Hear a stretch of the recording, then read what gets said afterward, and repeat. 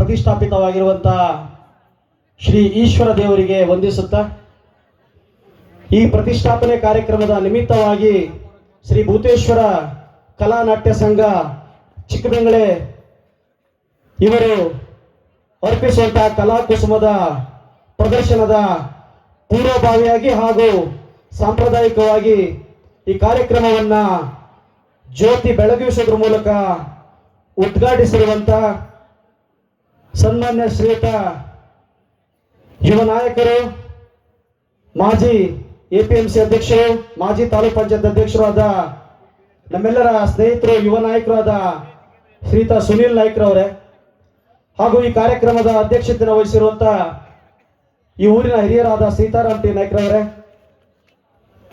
ಗೌರವ ಉಪಸ್ಥಿತಿಯನ್ನು ವಹಿಸಿರುವಂತಹ ಉದಯಭಾನು ಹೆಗಡೆ ಅವರೇ, ಹಾಗೂ ಈ ಭಾಗದ ಚುನಾಯಿತ ಪ್ರತಿನಿಧಿಗಳು, ಸ್ನೇಹಿತರಾದ ಗ್ರಾಮ ಪಂಚಾಯತ್ ಸದಸ್ಯರಾದ ಶ್ರೀಯುತ ರಘುನಾಯ್ಕರವರೇ, ಹಾಗೂ ಈ ಭಾಗದ ಪ್ರಗತಿಪರ ಕೃಷಿಕರು, ಮಾಜಿ ಎಪಿಎಂಸಿ ಅಧ್ಯಕ್ಷರು, ಯುವ ನಾಯಕರು ಆಗಿರುವ ಶ್ರೀಯುತ ರವಿ ನಾಯ್ಕರವರೇ, ಹಾಗೂ ಈ ಗುಡ್ಡಾಪುರ ಪಂಚಾಯತದ ಅಧ್ಯಕ್ಷೆ ಶ್ರೀಮತಿ ನಿರ್ಮಲಾ ಸಂತೋಷ್ ನಾಯ್ಕರವರೇ, ಹಾಗೂ ಶ್ರೀಧರ್ ಗೌಡ ಅವರೇ, ಹಾಗೂ ಪಕ್ಕದ ಗ್ರಾಮ ಪಂಚಾಯತದ ಪಕ್ಕದ ತಾಲೂಕಿನ ಮಾಜಿ ಅಧ್ಯಕ್ಷರು ಹಾಗೂ ಈ ಊರಿನ ಅಳಿಯರು, ನಮ್ಮ ಆತ್ಮೀಯರಾಗಿರುವ ಶ್ರೀಯುತ ಪರಮೇಶ್ವರ್ ಮಣ್ಣತ್ತಿ ಅವರೇ, ಹಾಗೂ ಹಿಂದಿನ ಸ್ತರದಲ್ಲಿ ಕುಳಿತಿರುವಂತಹ ಎಲ್ಲ ಗೌರವಾನ್ವಿತ ಅತಿಥಿ ಅಭ್ಯಾಗತ ಬಂಧುಗಳೇ, ಯಾವತ್ತು ಚಿಕ್ಕಬೆಂಗಳೆಯ ಗ್ರಾಮಸ್ಥರೇ ಹಾಗೂ ಶ್ರದ್ಧೆಯ ತಾಯಂದಿರೇ, ನಲ್ಮೆಯ ಮಕ್ಕಳೇ, ಈಗಾಗಲೇ ಅನೇಕ ಜನರು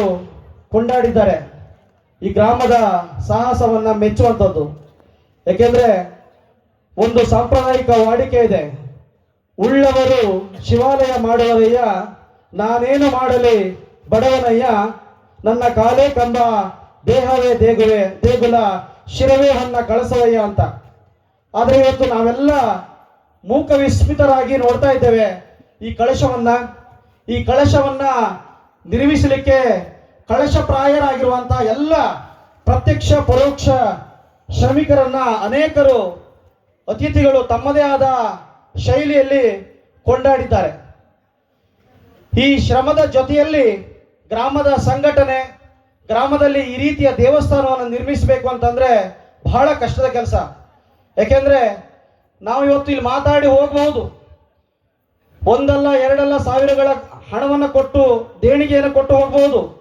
ಆದರೆ ಈ ದೇಣಿಗೆಯ ಕ್ರೋಢೀಕರಣದ ಹಿಂದೆ ಈ ಗ್ರಾಮದ ಸಂಘಟಕರ ಮತ್ತು ಹಿರಿಯರ ಮಾರ್ಗದರ್ಶನದ ಸಹಿತವಾದ ಶ್ರಮ ಏನಿದೆ ಅಲ್ಲ, ಅದು ನಿಜಕ್ಕೂ ಕೂಡ ಅಭಿನಂದನೆಗೆ ಪಾತ್ರವಾಗಿರುವಂಥದ್ದು. ಈಶ್ವರ ದೇವರು, ಈಗ ನಮ್ಮ ಗ್ರಾಮ ಪಂಚಾಯತ್ ಸದಸ್ಯರು ಆತ್ಮೀಯರಾದ ರಘು ನಾಯ್ಕರವರು ಹೇಳಿದರು, ನಾನು ಒಂದು ವಿಷಯನ ಮರ್ತೆ, ನಮ್ಮ ಮಧು ನಾಯ್ಕರವರೇ, ಯಾಕೆಂದ್ರೆ ಅವರು ನಾಟಕ ಅಂದ ತಕ್ಷಣ ಈ ಭಾಗದಲ್ಲಿ ಅವರು ವೇದಿಕೆಯಲ್ಲಿ ಇದ್ದಾರೆ, ನಿರ್ಗಮಿಸಿದ್ದಾರೆ. ಮಧು ನಾಯ್ಕರವ್ರನ್ನ ನೆನೆಸ್ಕೊಳ್ತೀನಿ.